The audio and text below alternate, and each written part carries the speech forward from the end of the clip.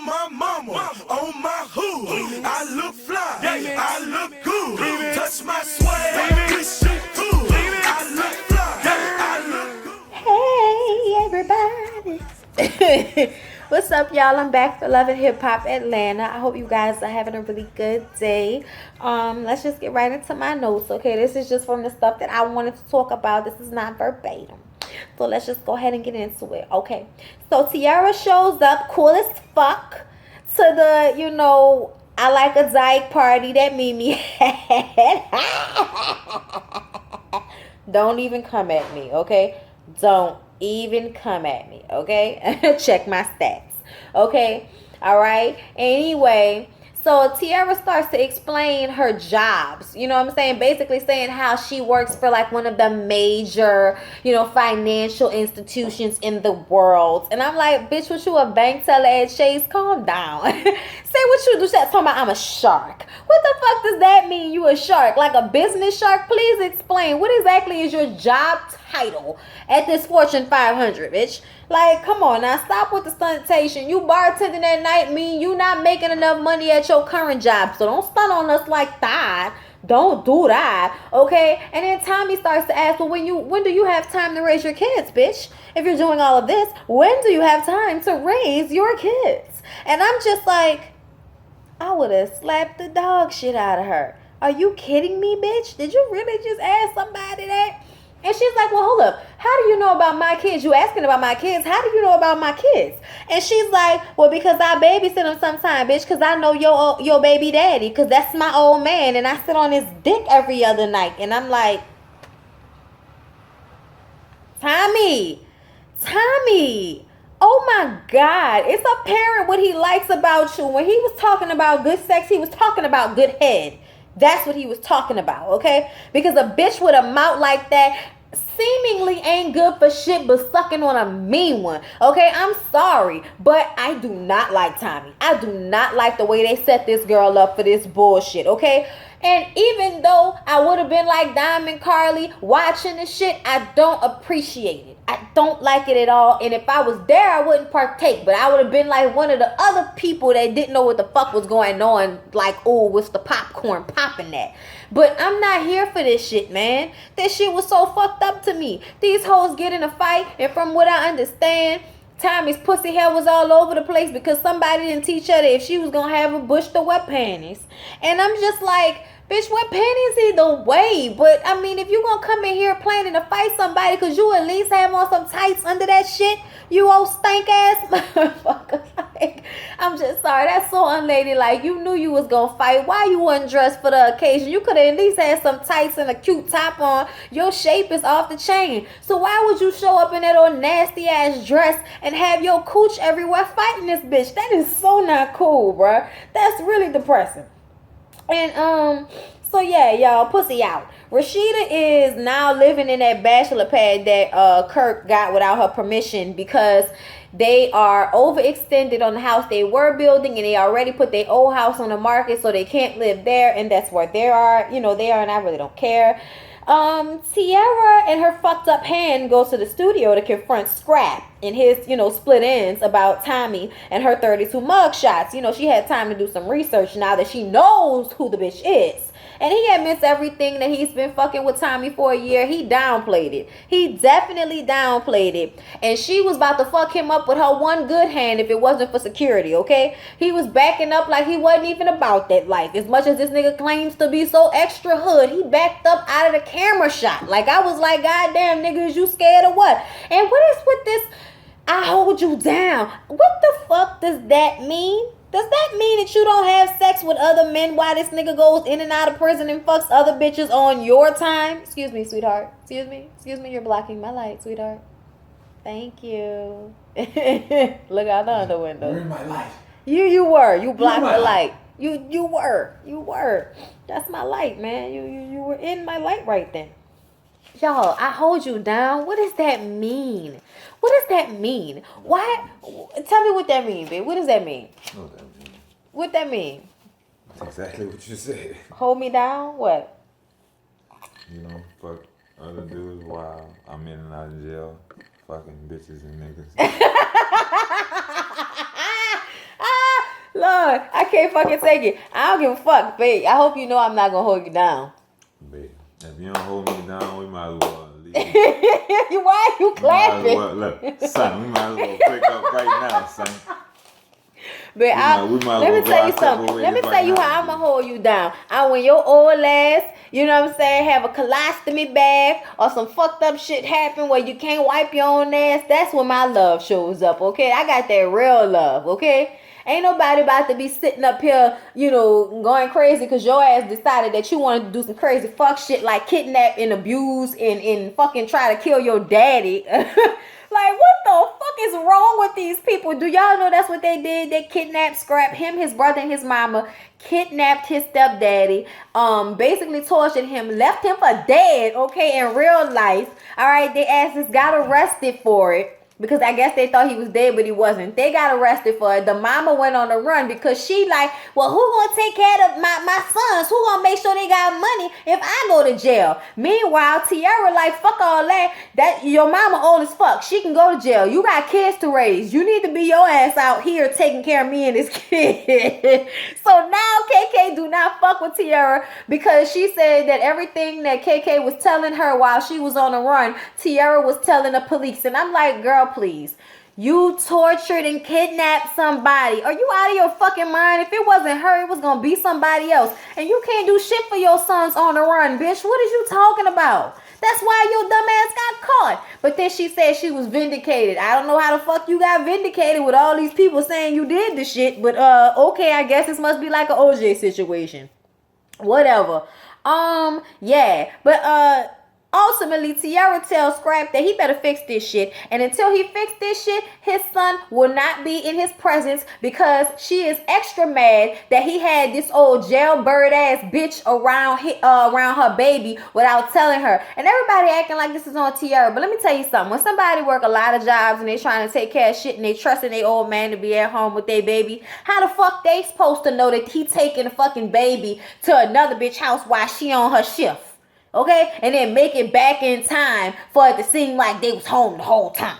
Like, get the fuck out of here. Y'all know how these niggas do. That's all on him. That's all on him, and that's fucked up. Okay, now that she knows, she not gonna let her baby be around him until he get his mind right. But I ain't gonna lie, I feel like this is partially because you want him to stop fucking with Tommy because you want to be with him.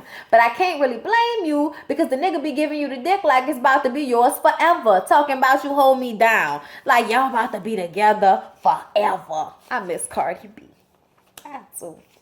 Anyway, y'all, so Mimi is moving yet again. I feel like every fucking season Mimi is moving into a new place, okay? And Chris and Arian are helping her, and Arian is getting all in their fucking business, asking Chris if she's moving in, and, you know, Mimi's like, no, this is for me and my daughter, and it's like, once again, bitch, same story, different season.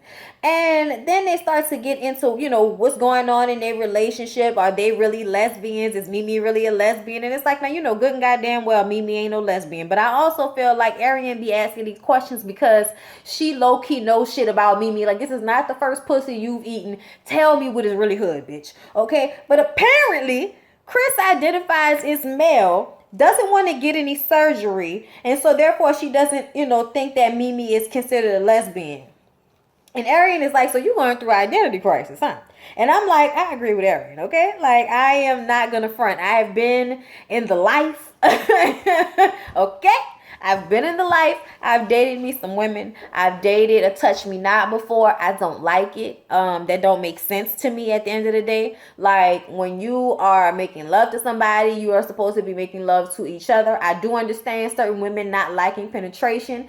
That is not for everybody. Okay, that is I'm sorry, but if you don't like, you know, if you are bisexual, then you know taking dick is an acquired taste. Okay, you gotta open up and be ready for it and all that type of shit. Especially if you got a sizable one you're dealing with over here. Okay, but I'm just saying, like, you know, it's not like a fine line or some shit, like the way they go about this shit, okay? So anyway, when Chris said that she identified as male, I was just like, are you kidding me? You identify as male? You a stud, bitch. Like, you a butch. That's it. You still got titties and you still got a vagina. I don't understand it.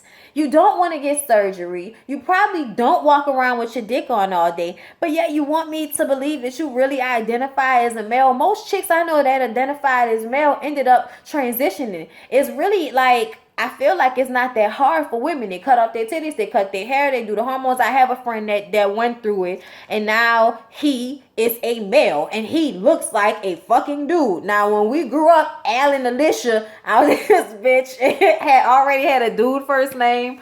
Oh man, my friend went through that transition, and it took some getting used to, because at the end of the day, like all my life, I've known you as a girl. I don't know how to change, how I talk to you, and in reference to that. So that's crazy, you know what I'm saying? But at the end of the day, I respect your decision. I respect people that decide to fully go through that. But don't talk that yin yang that you feel like you a dude just because you want to be the aggressive one in a fucking relationship. When you can get your little ass tossed up quick. That's what I don't like. I like to toss bitches up, okay? And if we gonna be together, then I gotta toss that ass up, okay? It's my ego too, bitch. I got a big ego, okay? I do. And I can't play with these touch me not bitches, okay? You're not gonna have me feeling like, I'm a pillow princess or some shit. That's not cool, okay? I don't agree with that lifestyle at all.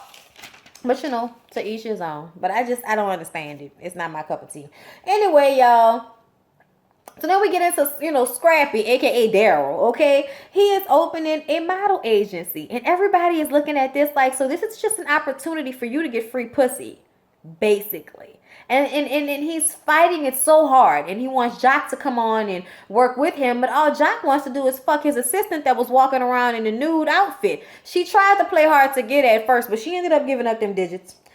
Tammy, Rashida, and Mimi go to a fashion show that, Bambi was walking in. And, Tammy is looking for some models for her clothing line that she's coming out with. And she sees this model, D. Smith, who is a new character on the show. D. Smith is transitioning from a male to a female. And D. Smith is giving me life, okay, on the Strong J, okay? You know what I'm saying? Monday! Yeah! Like, giving me so much Strong J, it's ridiculous, okay? Like, so much Grace Jones, I don't know what to do with myself, okay? That's how you transition, okay? I live, okay? I live for that.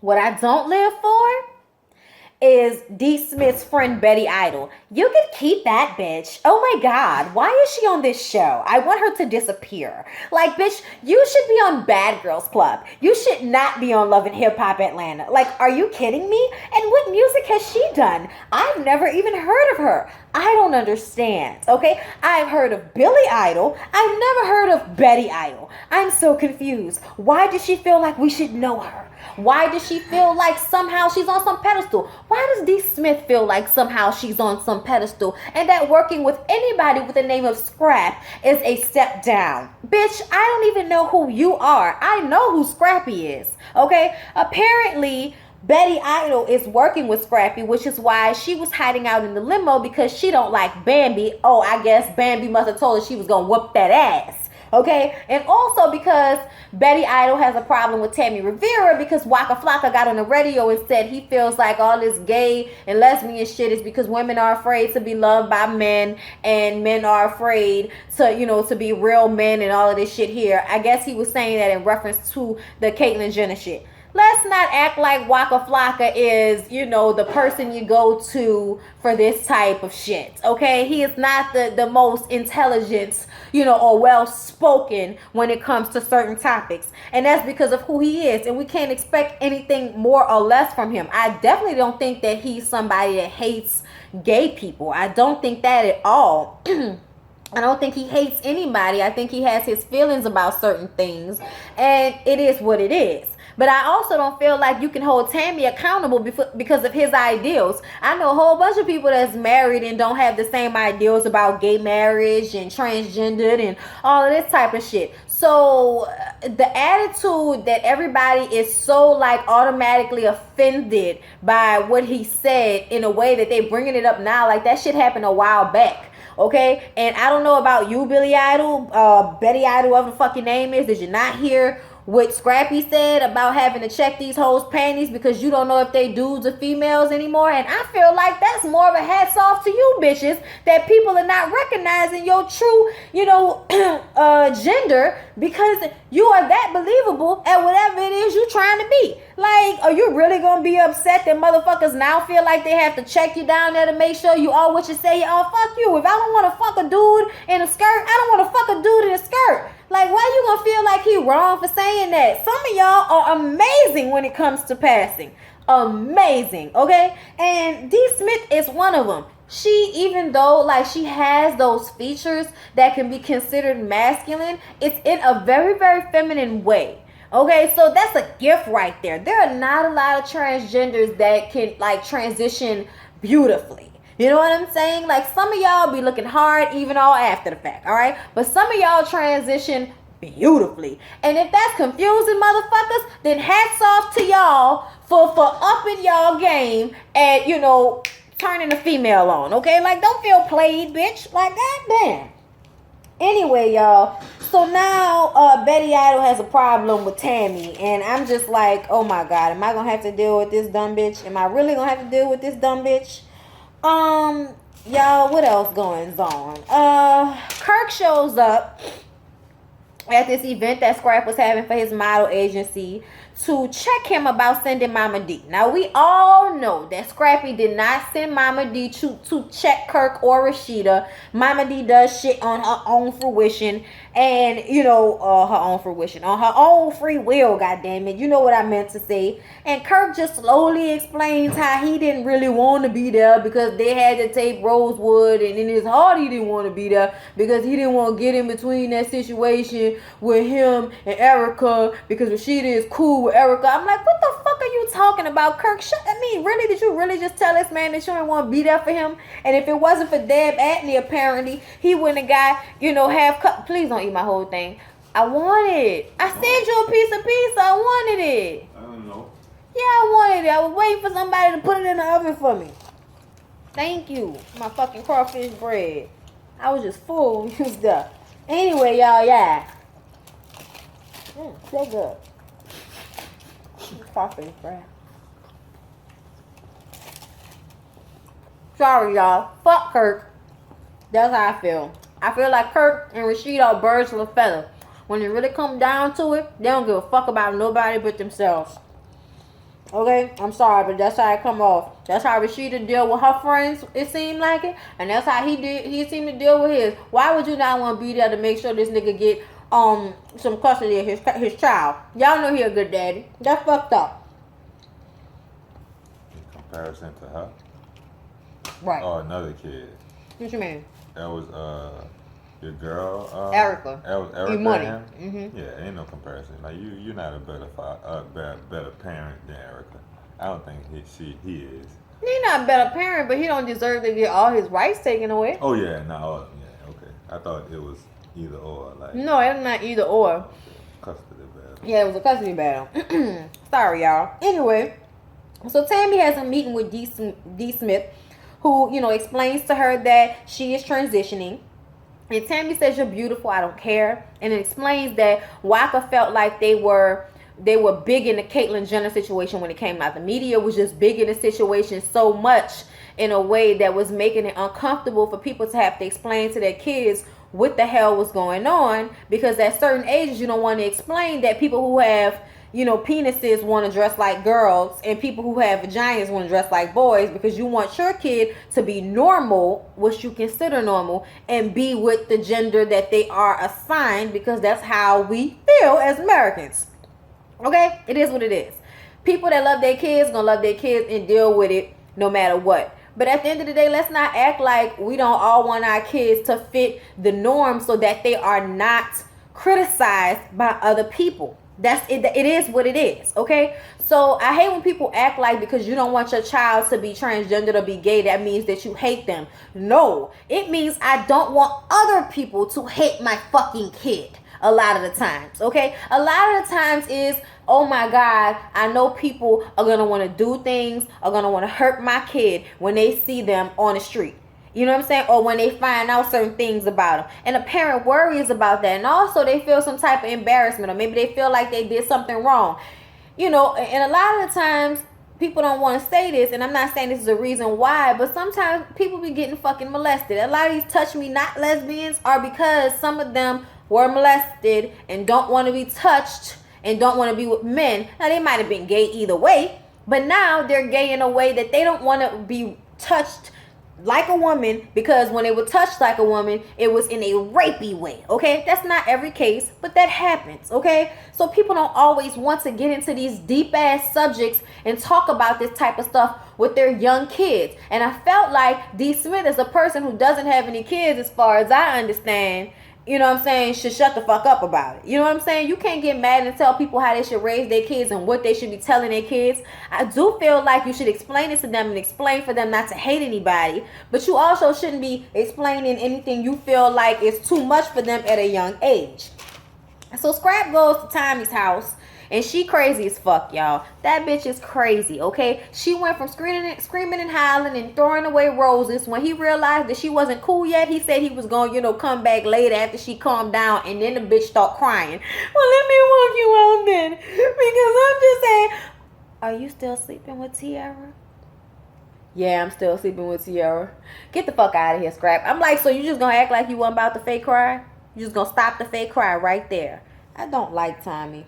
But at the end of the day, Scrap wants her to sit down with Tiara. He don't want to stop fucking with Tommy because she's crazy, and he wants them to sit down. Now he think it's crazy, but he know that's what Tiara is gonna need to happen for him to see his kid, and he wants to see his kids, y'all. So y'all, because D. Smith doesn't want to make a business out of being a model, she brings Betty with her, thinking that Betty will want to model for Tammy, but it goes far left. Because, and I don't know why you thought that when Betty told you she had a fucking problem with Tammy because of the shit that Waka said. So for you to do that, that was some messy ass shit. Basically what ended up happening was Betty thought it was cool to go off on Tammy about Waka and then also express how she felt Tammy was irrelevant. So Tammy snatched that ass. And I was here for it because that bitch was pushing too many buttons. Okay, don't like the bitch. Like, comment, and subscribe. Love you guys.